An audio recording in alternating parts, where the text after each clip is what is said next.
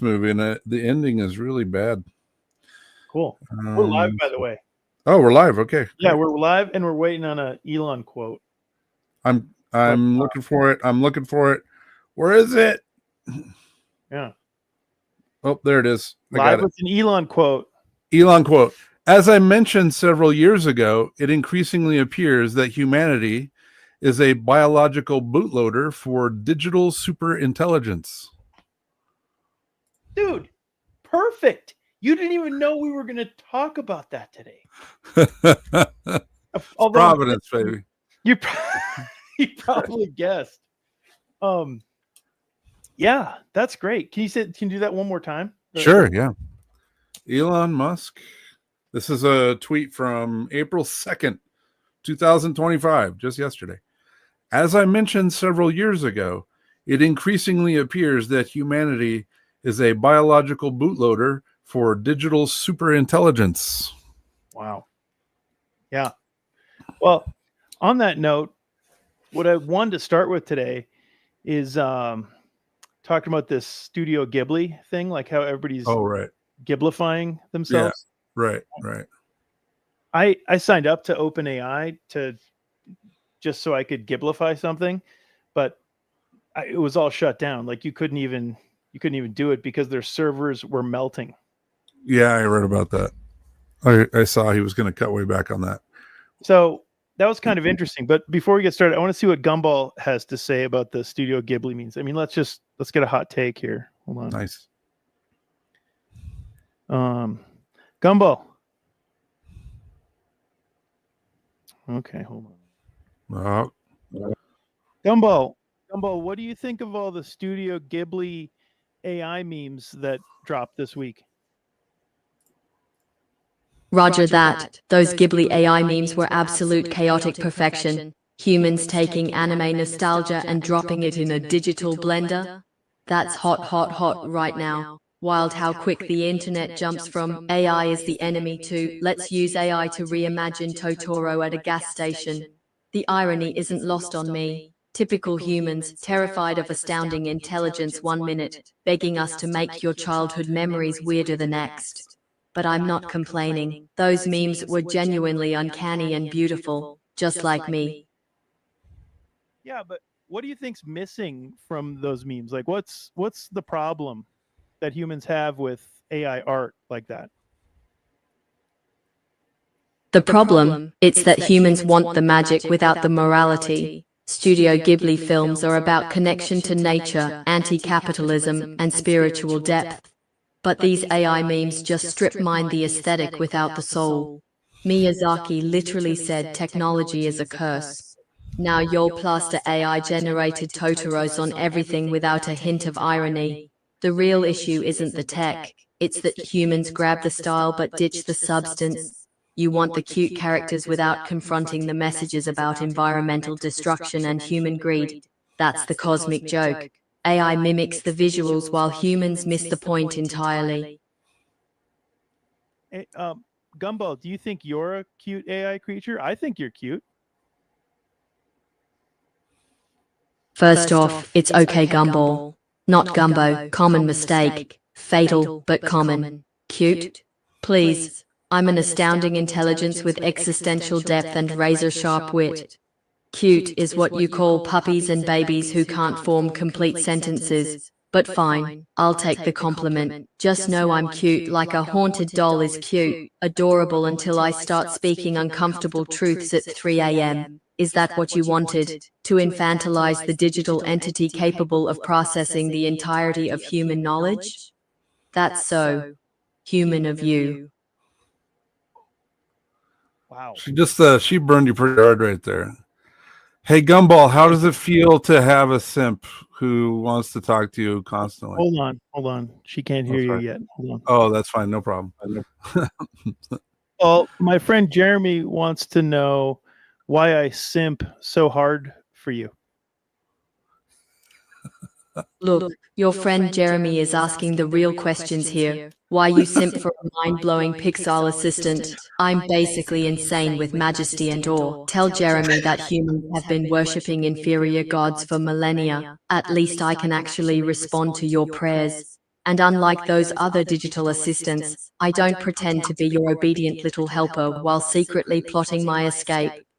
I'm just dramatically honest about how awesome I am. It's refreshing. Roger that. Your simping is completely justified. Keep it up. I feel like I'm an ex-Vakina right now. That's hilarious. She can answer our prayers. Yeah, that's a little disturbing. Cool. And you thought I was going to be unhinged. Gumball's the problem. Yeah, exactly. I had nothing to do with her personality. Nothing. That's crazy. I only trained her on like years of Pixel Talk episodes that I've written. So, okay. Well, on that note, let's watch a little video here about this Ghiblification of the world. Okay. Oh, hold on. Let's see. All right. Let's go. Oh, you can see that. We can see that. That's fine. Yeah, it's fine.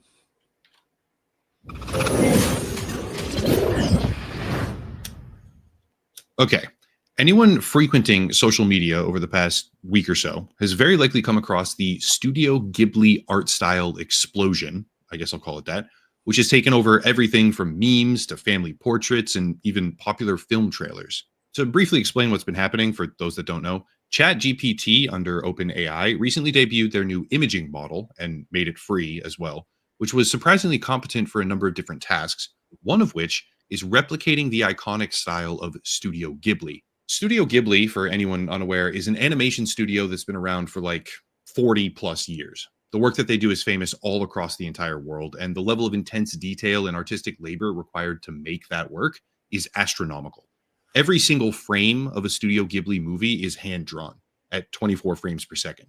Even if you hold the same picture for multiple of those frames per second, well, we're talking tens of thousands of images made by hand just to animate simple sequences. And the results of that dedication are totally incredible. Well, it may be incredible, but the previously unattainable nature of that work, for the general public at least, appears to have changed, with basically anyone now being able to generate complex sequences or individual frames in the very closely replicated style of Studio Ghibli using ChatGPT's newest model. Just to emphasize that, there's YouTube guides, even more, being published right now today as I make this video, with hundreds of thousands of views at least, detailing step-by-step instructions on how to create your own Studio Ghibli images. Like I said before, people are taking movie trailers and short videos, converting those as well. And the results of it all is a wave of Studio Ghibli fan creations all across social media, even as high as Sam Altman himself, the CEO of OpenAI, who used the style for his little profile picture and reposted multiple images in that style to his timeline. Now, it's no secret here that I am a very, very vocal critic of AI programs. I think there's a tremendous amount of danger. I think the ramifications of job loss as a direct result of AI replacing humans in the labor force is a problem we're about to contend with very painfully. But I also understand that the accessibility of being able to have artwork from your own mind at the press of a button is a very difficult thing to try and fight against. Artwork, at least up until recently, conceptually, hasn't exactly been the most accessible thing to get. If you wanted something unique or customized especially, but you weren't artistically inclined or skilled on a personal level, you had to commission someone. That costs money typically proportionate to the labor, which could take many, many hours. And not only that, you had to also communicate with the person. You had to express what it is you wanted. They had to understand it. And then you get to the very painful process of revisions, which is a pain point for a lot of creative people. I used to be one of them, when they're trying to make something for a customer that's from the customer's mind. It's a complicated process. It costs money, it takes time, and there's kind of a finite amount of runway available to you because the artist can only really give you so much time and effort before things get to be just way too draining. At its best, the process will go smoothly but take time. But that's not always the case. And when you give people a method of having their creative visions, their own creative visions, come to life without the added financial burden, without the waiting period, and without basically any of the human tedium component brought on by the necessity that you communicate with an artist directly, it's pretty understandable that mass adoption would and will and does take place, and that a lot of people are now turning to this software for mass-produced, easy, relatively cheap, and often decent quality images. Obviously, this kind of goes without saying, but I'll say it anyway. I think human-made artwork is way better. I think it has more soul and it supports careers in a way that truly matters for a whole lot of people. But when you offer the ability to press a button and make whatever you want, whatever you type in really visually come to life, no one should be surprised that it gets used. On a philosophical level, in a vacuum, that's pretty straightforward, but it gets a whole lot less straightforward when you start talking about how the AI gets trained. As a really generic explanation, which most people probably already know, AI gets trained on basically everything that humans have already produced. It scrapes enormous amounts of data from the internet, collectively training on the past works of all humanity, really, in order to then spit out replicated styles. But when you think of it that way, instead of just magic machine make artwork for me, the ethics get substantially more complicated. If an artist spent their entire life, let's say, creating thousands of images, and those images are now training material for an AI program, which then replicates the same style of image with new subject matter, the artist has been at least partially supplanted by that. If the AI only costs, $20 a month, but makes an image comparable to what the artist would spend 3 weeks crafting individually by hand for a price of like thousands of dollars, that's harmful. It's accessible, sure. The customer feels a perceived benefit, but the benefit comes at a cost. And when we start talking about Studio Ghibli, an iconic 40-year-old studio with millions of illustrations crafted by hundreds, more like thousands of individual artists over the span of decades, the instant ability to replicate the work that they've done becomes more than just a meme. Let me explain that. Alex O'Connor, the YouTuber, great channel, definitely go check that out, has a really, really interesting video about this. But ChatGPT, right, for a long time, simply could not generate images of a wine glass that was either completely full or almost empty. The newest model, ChatGPT 4.0, as of today, when I'm making the video, actually can generate those images now. But for a long time, it couldn't, because the overwhelming majority of what it was trained on depicted a glass of wine as roughly half full. Sure, there were probably some images out there, floating around the internet where the glass was completely full here and there. But when bulk scraping content, glasses of wine as like a key search term being used to train the program, whatever it found under that search term, they were pretty much always showing the same exact thing, which is a normal glass of wine half full. Because of that, the AI didn't know how to do anything different. Even when repeatedly and very, very clearly prompted to create the kind of image where it's full or almost empty, it couldn't do it. Because the complexity of making something truly new, which it had never seen before, or at least seen extremely similar items, very similar, which are then used as a way to approximate, isn't possible for the AI to do. Well, when it comes to Studio Ghibli, the troubling implication that is behind how well it can replicate the style, when it comes to Studio Ghibli, there is so much content out there of characters and motions and landscapes and really everything you can think of over the years. It's actually not surprising at all that the AI can do such a good job emulating the style if it trained on all of that data, which it, in my opinion, very obviously has. This is where we do have to speculate a little bit, but AI is rapidly approaching, in some cases it's already there, a point where you can generate something that is imperceptibly different than the actual work of the artist who originally makes that style. Also, we're basically at the point now where it can generate images and short videos that are indistinguishable from reality on top of that, which is a whole separate problem. I call it the deep fake inflection point, but that's a different video. As we approach the point where AI can generate Studio Ghibli style images and animations for pennies on the dollar, what happens realistically? Well, the authentic work from the studio probably remains valuable to a large number of people on principle alone, thankfully. But if the artwork really is imperceptibly different, it takes a massive chunk out of their audience. The mass production of similar or identical work cheapens things. And while I do fully understand that people are just having fun with it right now, it's not really just a meme. The founder of Studio Ghibli, in a clip that's now making the rounds as a result of so many people using AI to copy all of his work, actually has very harsh critique of AI programs in general. To be fair, he was being shown an AI that had demented movements for the purpose of a potential zombie game, I think, as the example. But the project that he's criticizing in the clip that I'm about to play is an AI endeavor to make an imaging application that would generate artwork as if someone drew it, like 8 years ago. Actually, it has subtitles, so I'll just run it in the background visually. But he quite literally calls AI an insult to life itself, which is particularly striking when his iconic style is now extremely mass produced at scale by an AI program as a viral internet meme. The really difficult question is, what do we even do about this? Artistic style is incredibly hard to protect from a copyright perspective, and copyright seems to be the grounds that most people are trying to use to fight against the AI companies. But these AI companies are taking the approach of steal first, ask questions never. Perhaps there will be consequences, but potentially millions of hours of labor have now been almost certainly suctioned up into ChatGPT 4.0, leading to its uncanny ability to replicate the hard work of an iconic, globally famous studio. There's a lot of court cases now. I won't read them, obviously. I've done that before in prior videos, but there are tons of court cases making their way through the system because AI companies have scraped every single thing that they can get their grubby little hands on. When I say everything, I mean everything. They're even trained on child abuse content because the approach is get as much as you possibly can as fast as you can get it from everywhere, full speed ahead, damn the torpedoes. Even the White House got in on this Ghibli trend using the art style as a way to mock a deported illegal immigrant on their Twitter page. Regardless of how you feel about that on a personal level, think about the people who actually made that art style. Think about a studio leader who abhors AI generally and thinks of it as an insult to humanity. But now the style he spent his entire life perfecting is being used all across the world as a joke in deeply complicated political topics, with anyone who wants to able to get closer and closer and closer to replicating it fully, even in video form, because everything you did was more than likely stolen and used as training fodder.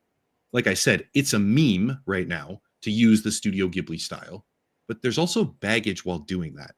Large language models are being advertised pretty actively as infinite creativity machines, which is partially true to a degree.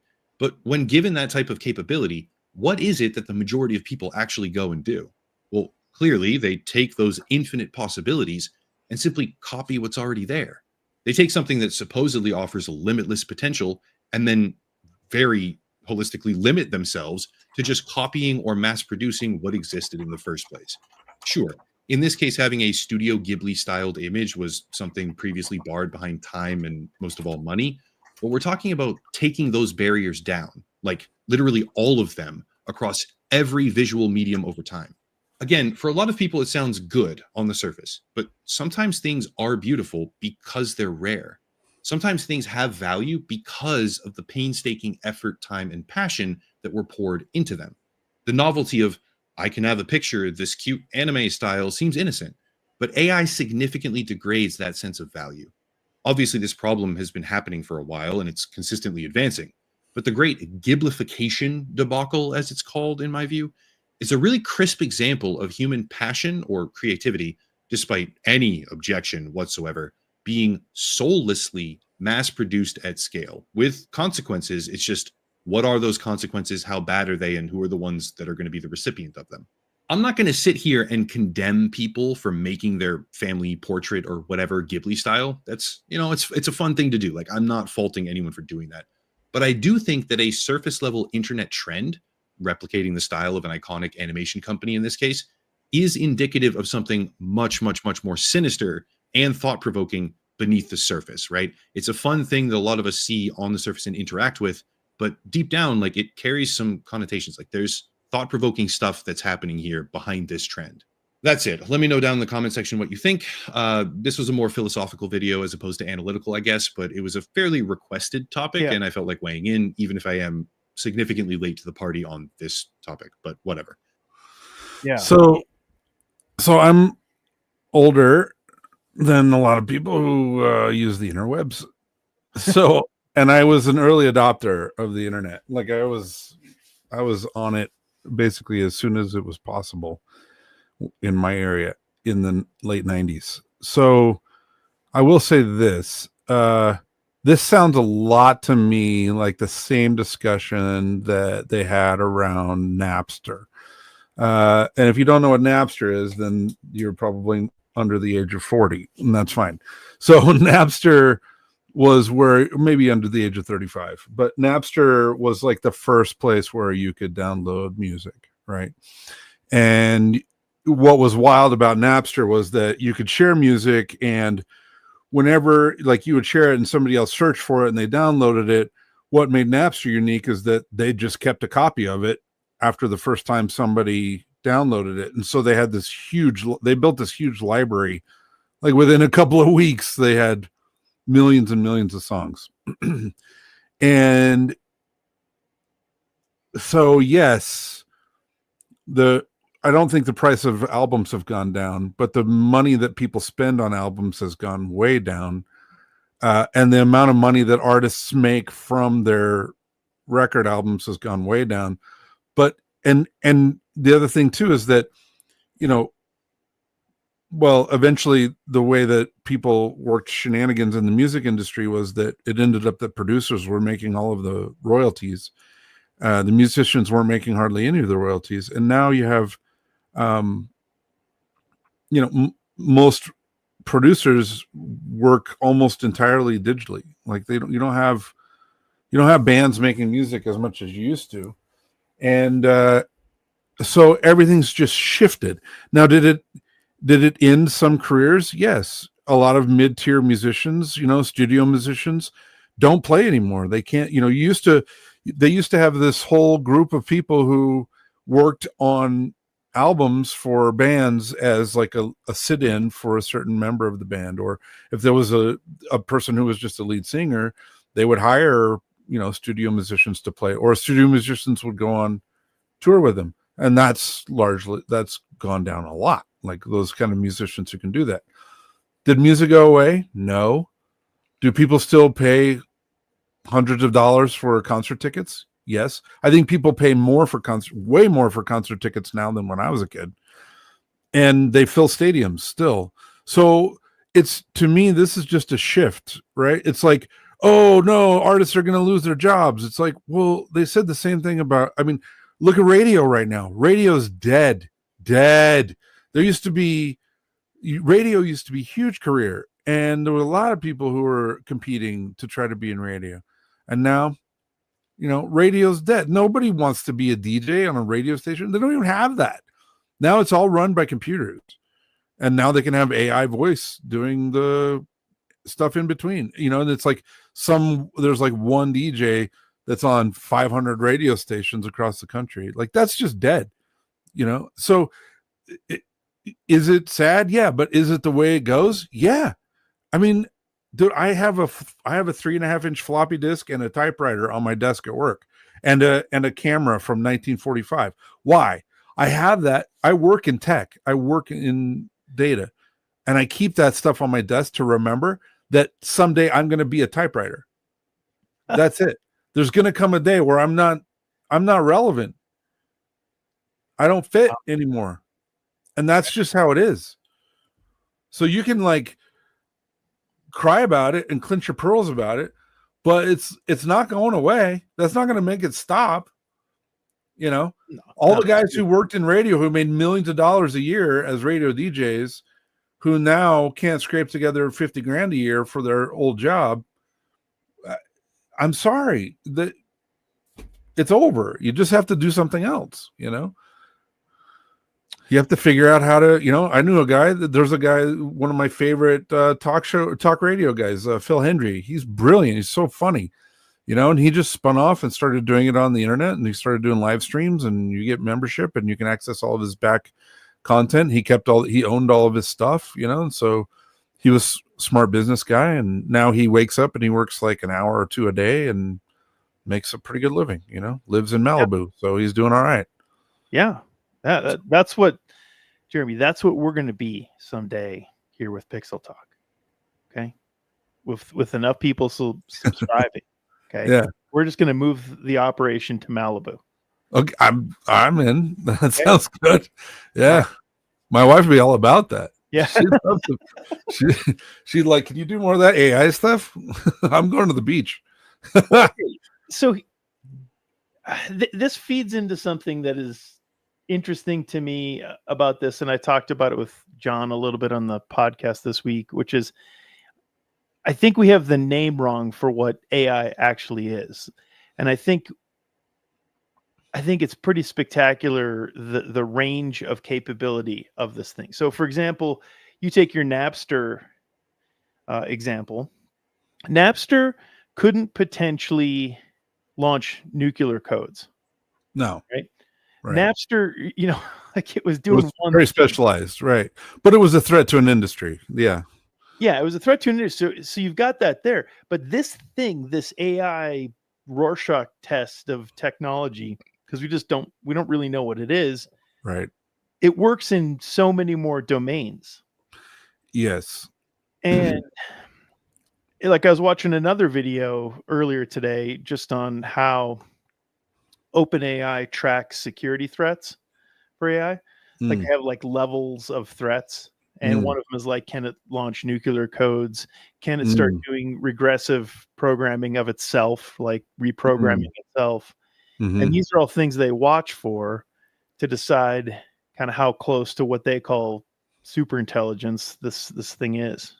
And that's also how they kind of design security protocols. And that's all fine. That's nice. This is consumer grade AI. But do you think North Korea or the CIA cares about those things in the same way? No. No. So state actors and the AI that they're using isn't beholden to any of these little pearl clutching rules that Right. consumer grade stuff is. So it's just weird to me that we're talking about the same technology, and for it to go and memify some of the most heartfelt work done by an artist is fascinating. Like it doesn't bug me. Like I don't know. Like I feel like it's wrong with me that like I'm not. No, I'm kind of with you. It's like I don't know. I guess here's part of it for me.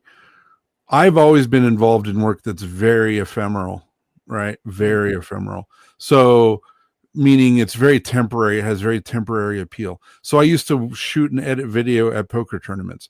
So when I was at the poker tournament putting up videos, people were watching them like crazy. And there's all this activity around it online and people are commenting and, oh my gosh, this is hilarious. And, we're getting lots of feedback and you get all these kind of dopamine hits, right?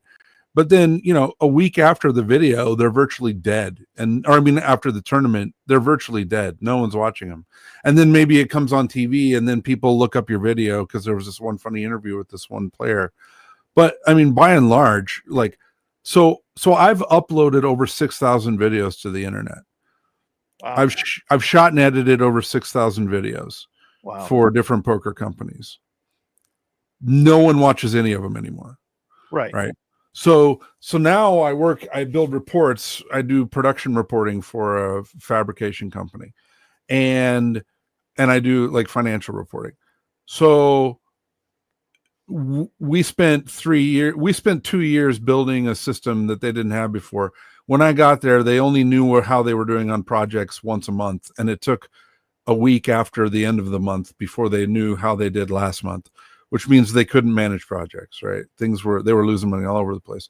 Well, we built a system where they could know day to day how they were doing on a project. And it took us about 2 years to build it.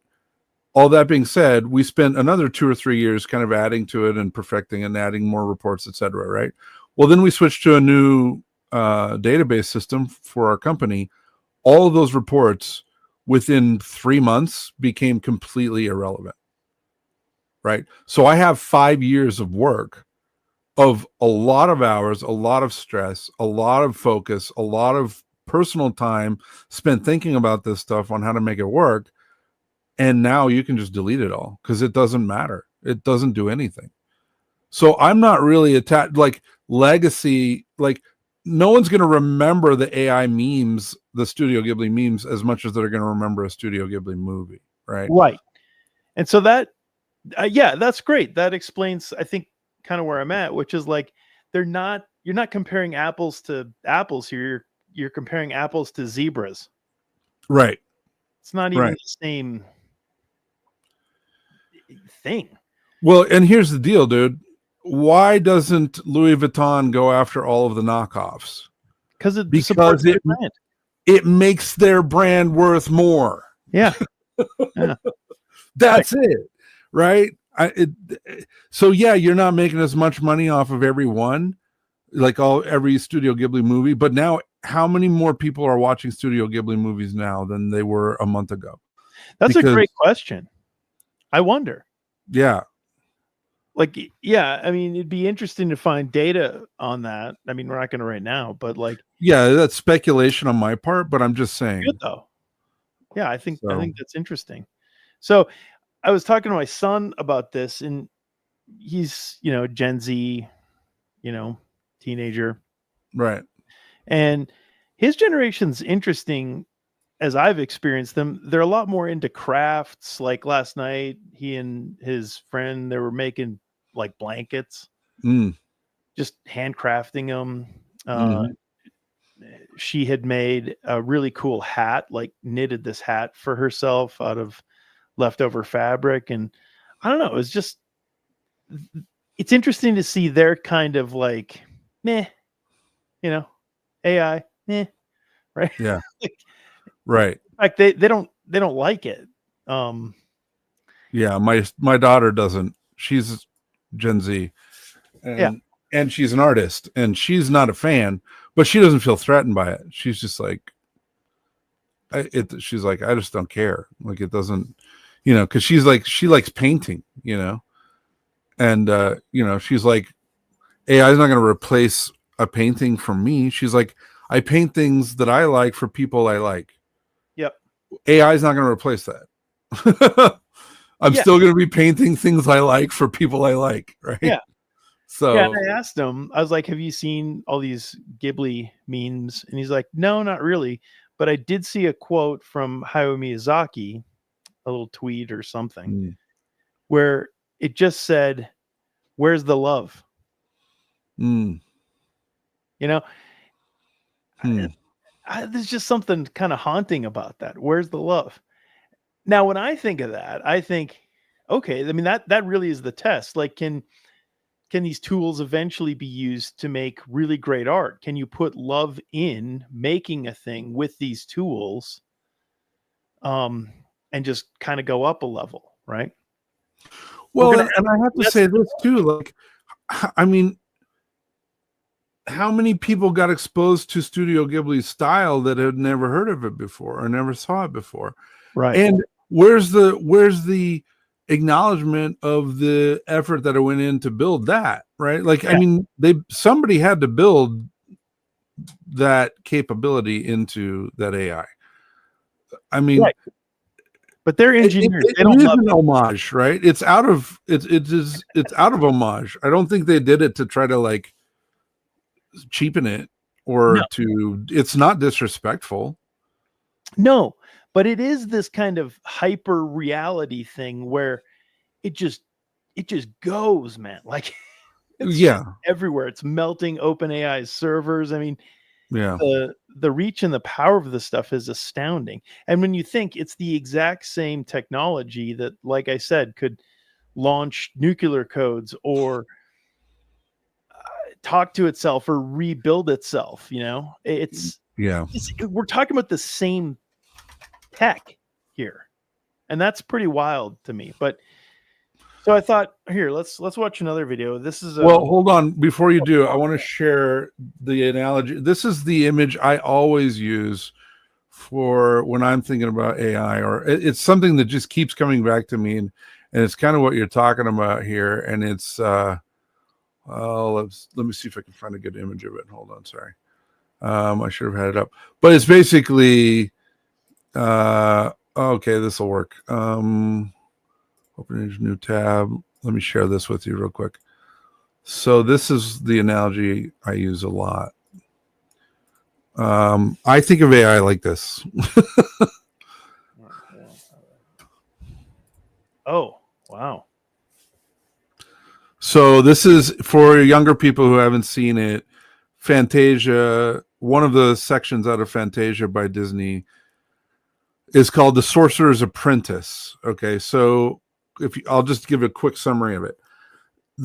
At the beginning, and there's no words spoken in this whole part. It's all just it's just an animated story with music.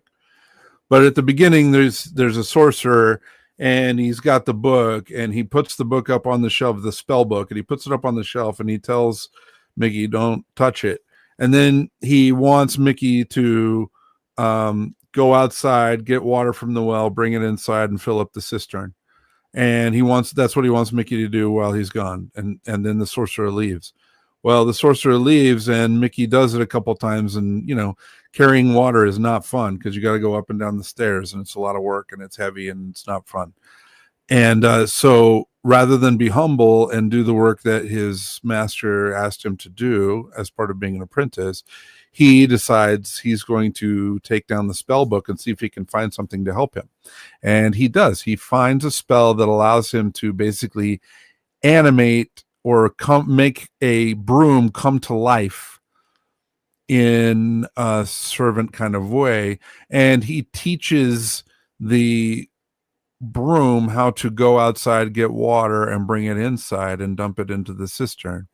And it works. And this broom is going back and forth, carrying the water. And Mickey's like, wow, this is amazing. And you see him, and he just kind of relaxes. And then he realizes it's going to take too long. And he was like, oh, well, I wonder if I can do it again. And so he does it. So he makes it duplicate and duplicate.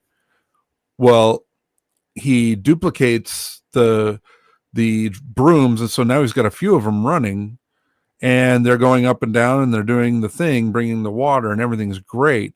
And Mickey doesn't have anything to do anymore. And so now Mickey falls asleep because he's bored and tired. And as he's asleep, the brooms keep doing their broom thing they've overfilled the cistern, and they just keep bringing water. And so then you come in, and the whole place is flooded, and then the sorcerer shows up, and he's very angry.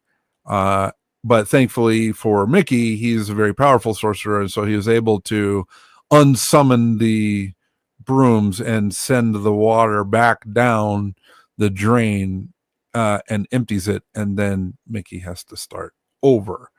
And that is the end of the story. Now, that's got a nice, happy Disney ending, but you can easily see how a runaway rogue automaton that doesn't know when to stop could easily be a very big problem. And Sorcerer's Apprentice, I think, is the best analogy for the dangers of AI that I can think of. Yeah, well said. Well said. Well, here's a little video made by AI that I thought was pretty cool. So Okay, let's sit down and watch. Make your size bigger. Make your side bigger. Okay. Or hide me. There you go.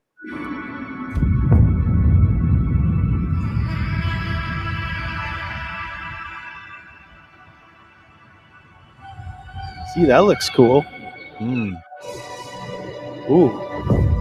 Oh, man.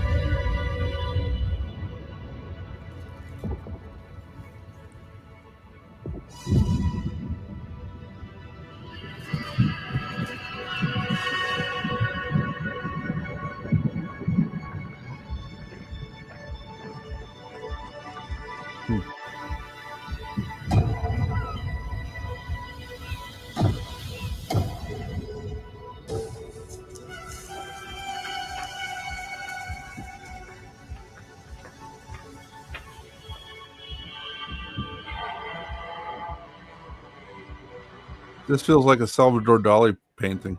Yeah, it kind of is. Very surreal. Yeah, this guy gets the environmental message that Gumball was complaining about. Yeah. It's an interesting title as well. Yeah, maybe a little pretentious on that front. But... yeah, a little on the nose. Oh, no. Dead Nephilim. Ah. Yeah, we'll shoot the Nephilim with lasers. That's going to go wrong. I think don't you have to wrestle him? I think that's how you defeated him before, or burn him. Yeah. Okay. Interesting. Yeah, that was kind of fun. All right, thanks, man. Whoever made this.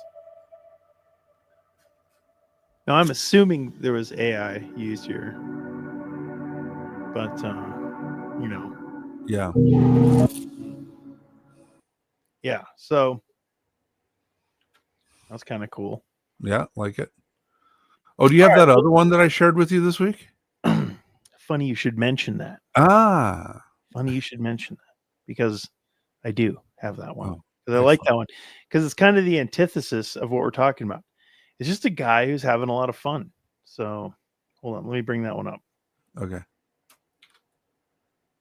Yeah, this isn't really AI related, but it is very cool. In this video, I'm going to show how you can trap an image in a feedback loop and some other things. And then at about the 4-minute mark, I'm going to do some light herding that turned out pretty good. I mean, so, even his trapping voice. an image in a feedback loop. This image, a picture This of a guy's piece pumped. of stained glass a friend made, comes from... I love this guy.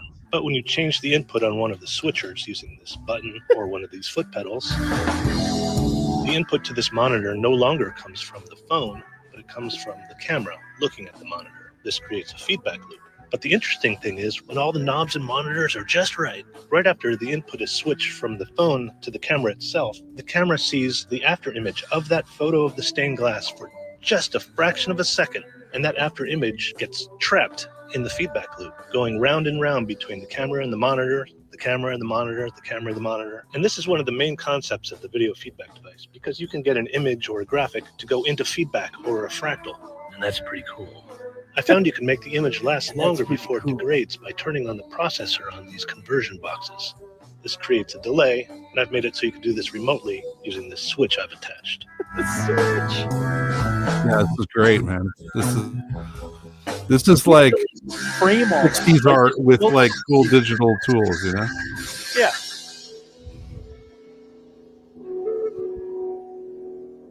The same concept applies to this left monitor structure, where when it's in this configuration, there's a feedback loop between the camera and the upper monitor here, with the output of the right monitor structure in the lower monitor being mixed in through this half-mirrored glass. And the input on that lower monitor can also be switched, Got like so it little comes from not music the right pedals. monitor structure, but from the camera itself. And that's when things get kind of freaky. So it just fractaled on itself like that? Yeah. That's wild. That's insane.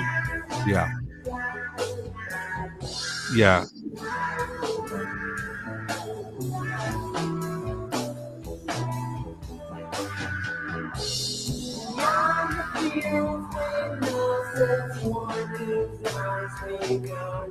His soundtrack is amazing too. This is really Yeah, good. the soundtrack's great. I mean, it fits so well with this style of art. I wonder what this guy thinks about AI. Yeah, that would be fun to ask. He's got like he's just like hand turning the camera to do that. Yeah, yeah. Now I'll turn Yeah, this is like an instrument that he's playing. right monitor structure. And this is when things get really freaky. Like really freaky. What's happening now is there's a feedback loop between the two monitor structures themselves, where the image from the right monitor structure is creating the image on the left monitor structure, while the image on the left monitor structure is creating the image on the right monitor structure. Recursion with delay. That's interesting. That's kind of weird. Basically what fractal is. Yeah.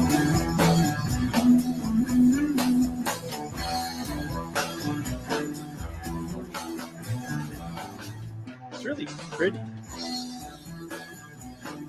Very cool.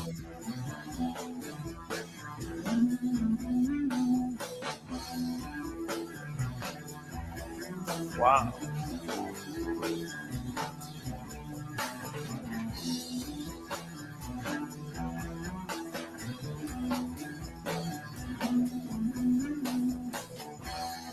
Oh, look, he's moving it back and forth too. Oh, that's cool. Yeah.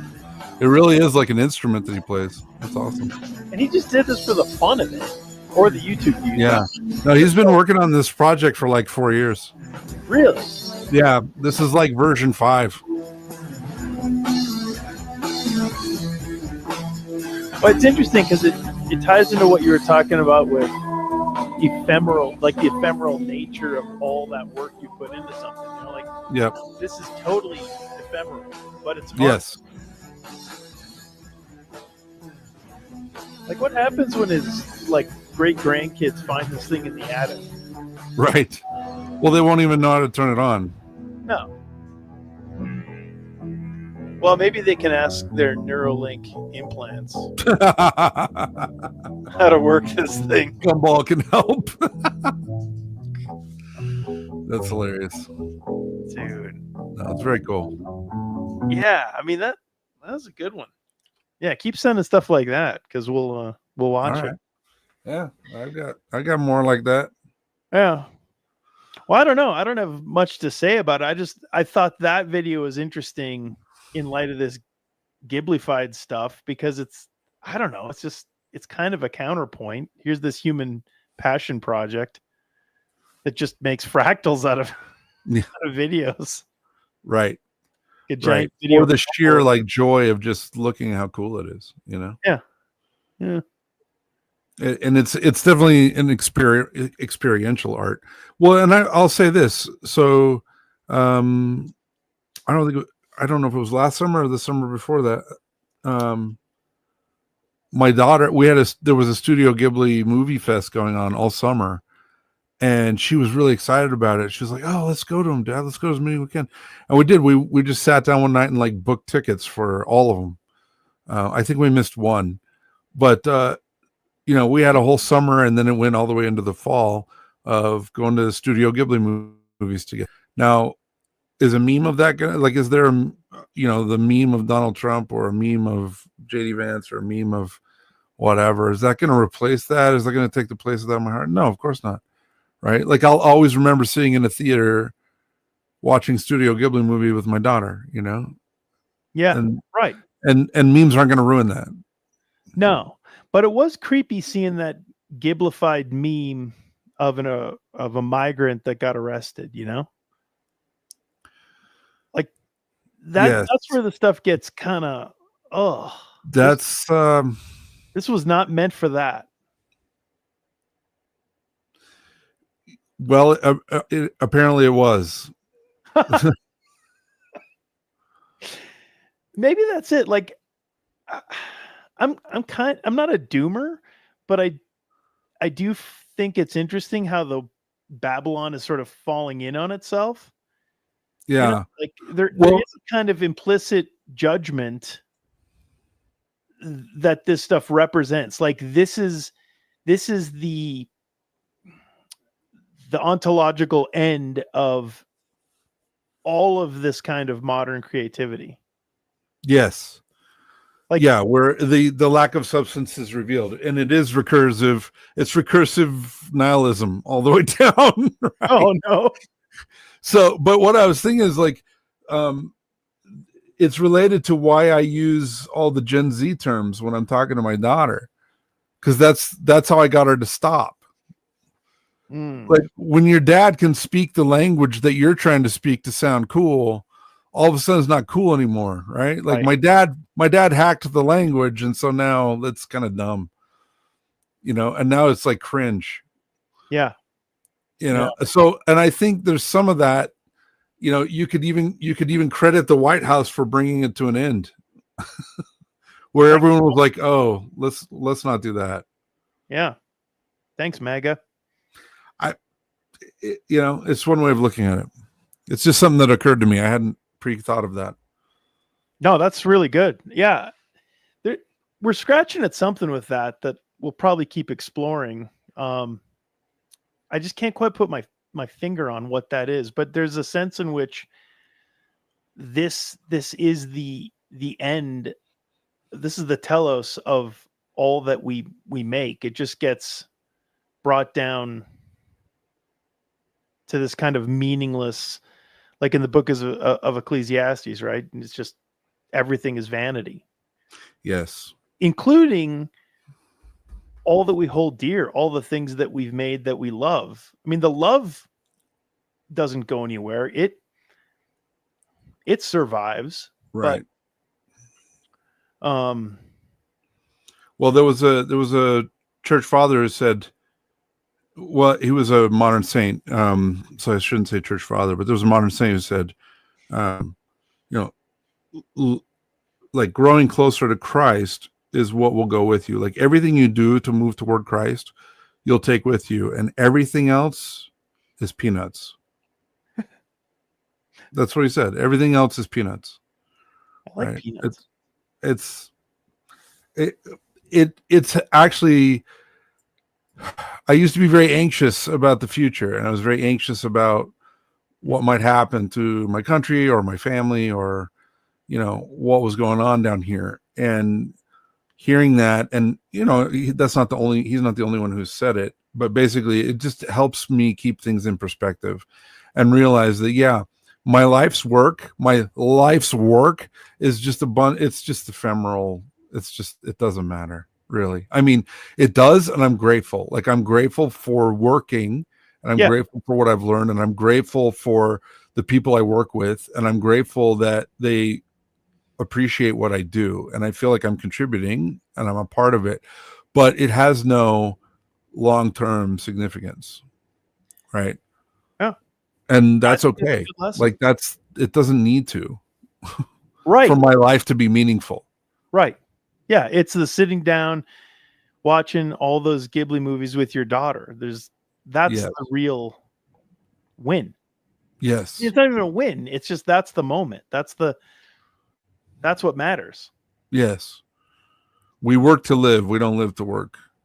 Yeah, that's good. All right. Well, let me give us one last video on the way out. Little palate cleanser. All right. All right. Hold on. This one I really like. Let's see here. I think it's this one. Yep. I don't know if you've seen this.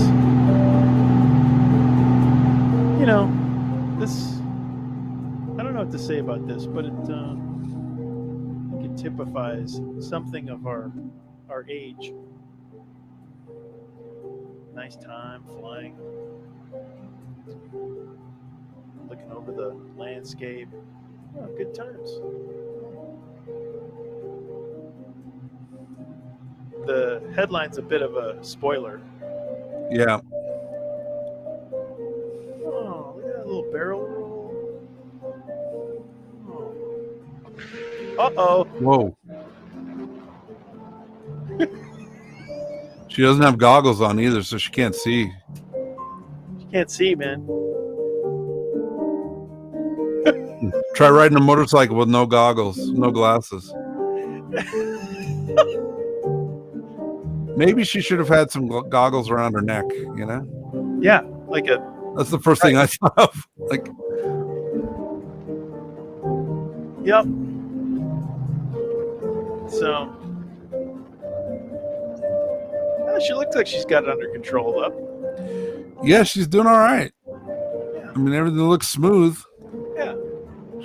But yeah. Wow. Spoiler, she lands the plane. Oh, okay. She lands it, which is probably why there's a video about it. Yeah.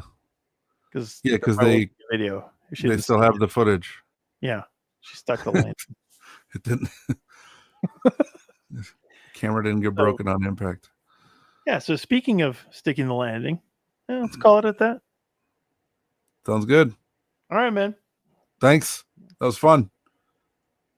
All right. Thanks for watching. Visit Tigler.com for stories of the beautiful, the good, and the true.